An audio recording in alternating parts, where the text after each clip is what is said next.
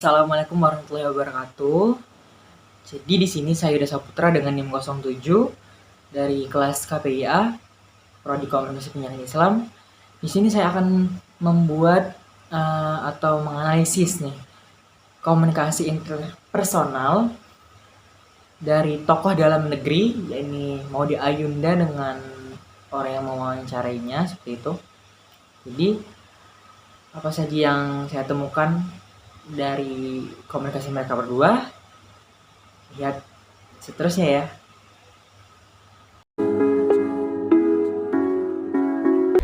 Ayo dikocok darunya, ya.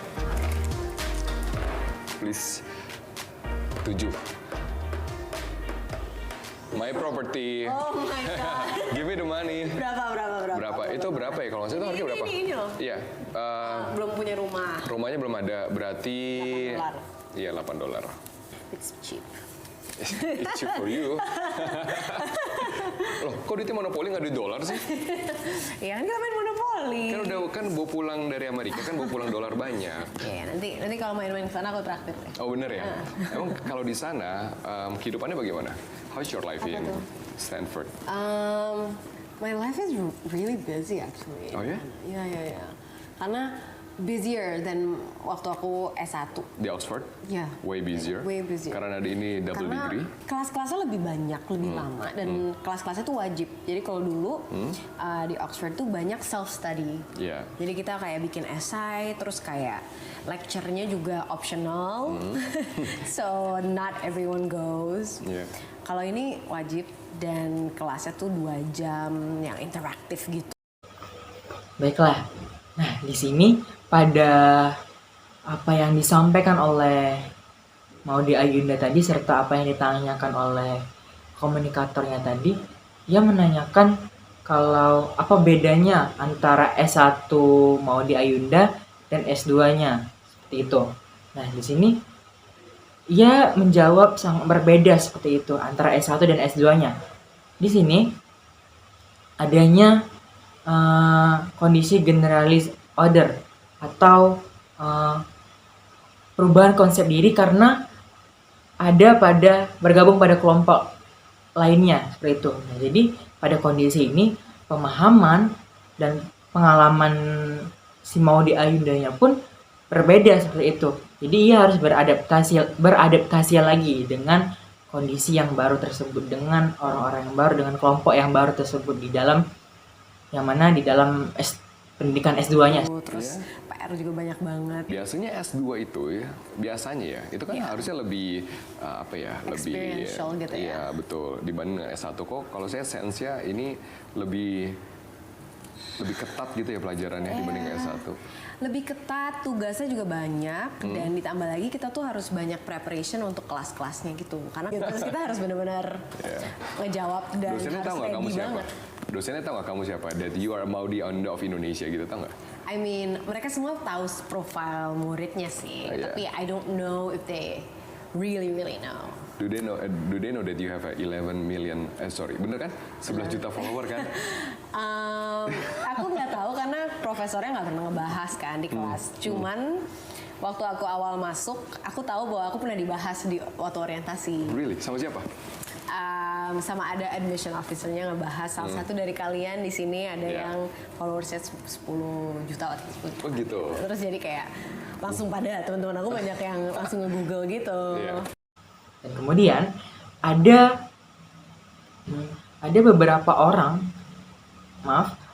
beberapa pandangan orang itu memandang kita. Salah satunya di dalam video ini, yakni ada pada poin strata sosial. Tadi sudah disebutkan kalau Maudy Ayunda itu di sana, di Amerika, ia mengetahui kalau ia menjadi bahan pembicaraan orang. Kalau ia itu memiliki followers yang banyak.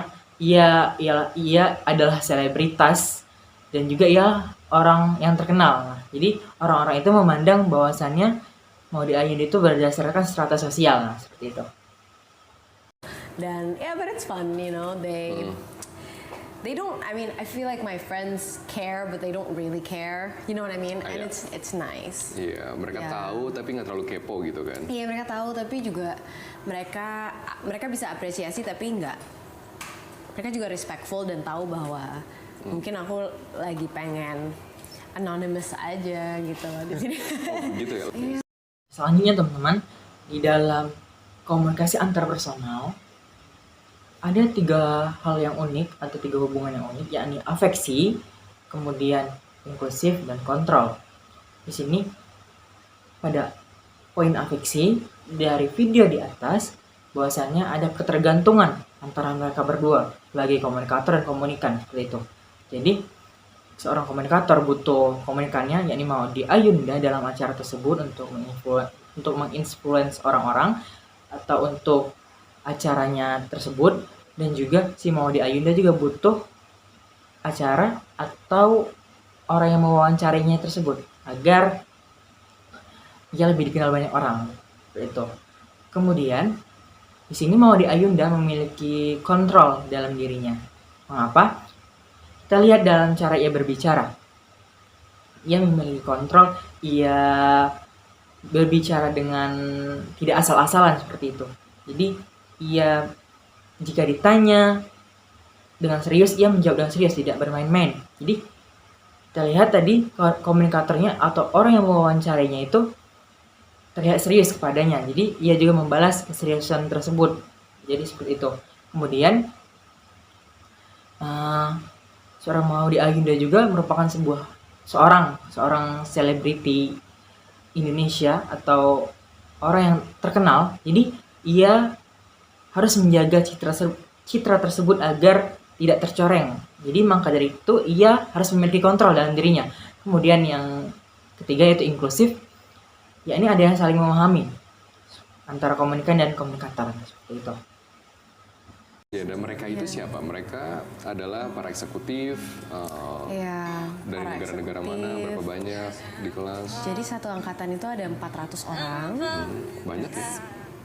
Oh, it's actually not very big. Jadi kalau misalnya satu angkatan di Harvard Business School itu ada 800 sampai 900 Oh iya, orang. double. Jadi kita setengahnya.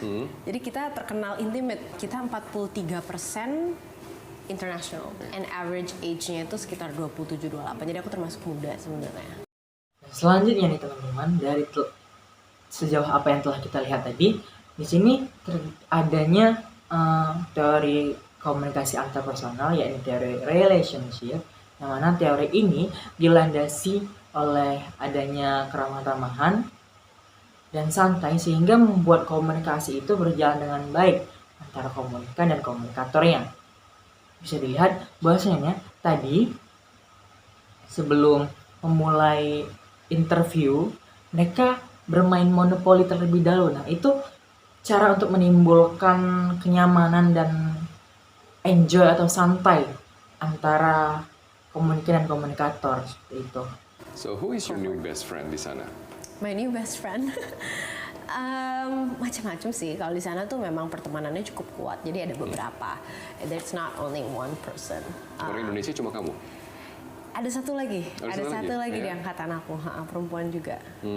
Gitu. So biasanya setiap tahun tuh yang diterima satu atau kadang-kadang nggak sama sekali gitu. Jadi so this is actually the first time ever kalau nggak salah. First time ever ada 2. 2 orang.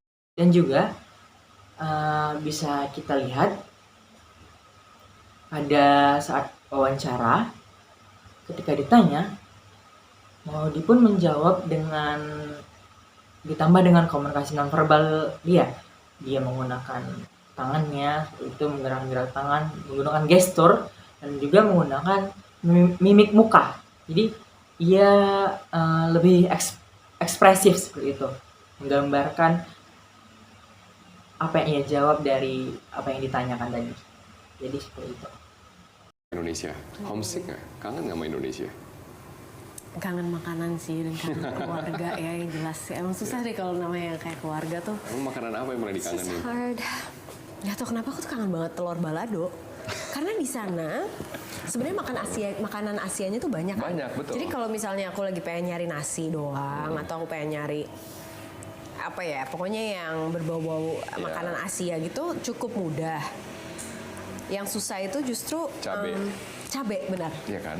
Nyari cabenya tuh susah. Jadi aku kangen. Dan pada kondisi sekarang, terjadinya perspektif ganda yang ada pada komunikator kepada komunikannya.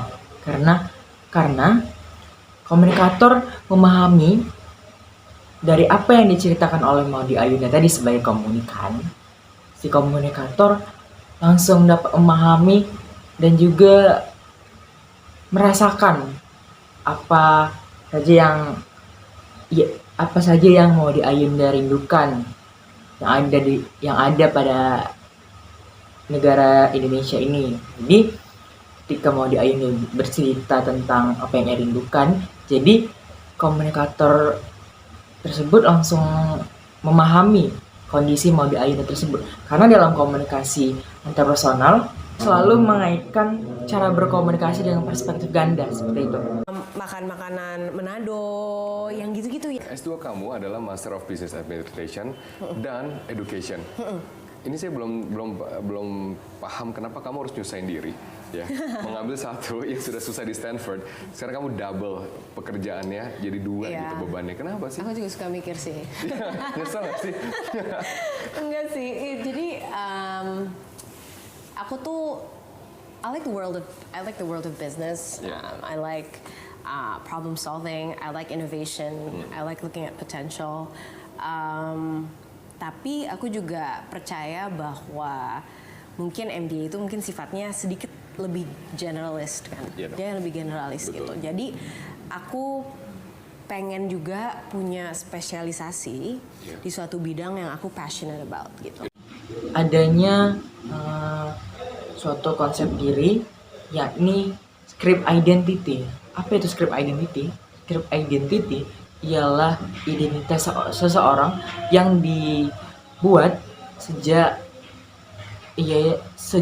orang itu usia dini. Nah, jadi Maudy Ayunda bilang bahwasanya ia suka belajar, dari dulu ia suka belajar seperti itu.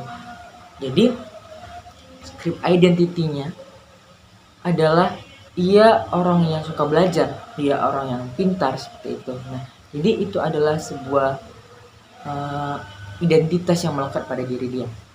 Education. Dan aku memilih bahwa kayaknya untuk aku itu akan pendidikan gitu, khususnya curriculum design. You know, that's something I'm very passionate about. Lebih ke testing methods and curriculum design. Itu yang aku pengen benar-benar geluti dan I think it's important untuk kita punya satu bidang di mana kita expert gitu di situ. Betul. Baiklah teman-teman sekalian, pada kondisi ini di dalam konsep diri kita tetap berada dalam konsep diri. Di sini ada hal-hal yang mempengaruhi konsep diri. Seorang Maudy Ayunda itu ada pada kondisi upper, yang mana ia memahami atau menilai positif kelebihan dia. Jadi ia bilang bahwasannya ia suka belajar dan she know herself, dan ia mengembangkan itu semua. Ia mengembangkan itu sehingga konsep dirinya terbentuk. Dan di dalam teori jendela Johari bahwasanya bisa dikatakan kalau konsep diri harus tetap dikembangkan seperti itu. Pengen jadi guru, selalu look up to my teachers yang menurut aku sangat inspiratif. Siapa guru yang mengubah mindset kamu dan membentuk cita-cita kamu jadi seorang guru? Aku punya satu guru namanya Yusuf. Mr. Yusuf? Yes. Beliau ngajar waktu itu pelajaran sejarah dan juga sastra Inggris. Sastra Inggris. Dan itu aku benar-benar ngerasa cara guruku itu membangun suasana belajar di kelas. Itu membuat aku benar-benar jadi cinta belajar. Kemudian pada saat ia ditanya oleh seorang komunikator tadi bahwasanya siapa guru yang kamu idolakan atau siapa guru yang membuat kamu termotivasi seperti itu. Jadi kemudian ia menjawab, ada seseorang guru yang membuat saya termotivasi dengan segala cara mengajarnya dengan sedemikian rupa seperti itu, dan ini membuat Maudy Ayunda itu termotivasi. Dan pada kondisi saat ini dalam sebuah konsep diri, cara mengembangkan konsep diri itu mulai dari komitmen terhadap perubahan. Ia melihat seorang guru tersebut, ia termotivasi. Maka dari itu ia berkomitmen terhadap perubahan, mulai dari cara berpikir negatif ke positif, serta mencari alasan untuk selalu berubah, dan kemudian adanya pengetahuan untuk mendukung perubahan tersebut, maka ia selalu menggali atau tetap belajar seperti itu, tetap belajar mengembangkan agar ia menjadi seperti seorang guru tersebut atau bahkan lebih. Jadi seperti itu. Gimana for us? Kayaknya dia energi yang dia bawa kepada ruangan kelas itu unik banget gitu ya. Terus kelasnya juga sangat interaktif, banyak yang beliau customize. Ya. Jadi dan banyak banget tuh waktu itu.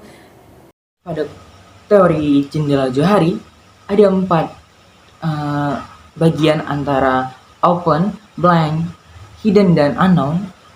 Seorang Maudy Ayunda ini ada pada titik open seperti itu, karena yang tadi sudah dijelaskan, she knows herself dan she knows to other seperti itu. Maka dari itu ia pada posisi open, dan juga pada konsep diri ia berada pada posisi yang aman karena ia memandang positif diri dia, dan orang juga memandang positif diri dia seperti apa. Jadi seperti itu. Kita bukan hanya nulis esai, bukan cuma dikasih PR, tapi presentasi, pakai kostum apa gitu-gitu. Saya tuh penasaran deh, gimana misalnya gini, kamu mau jadi guru apa? Ya aku pengen jadi guru, kalau nggak SMP, SMA deh.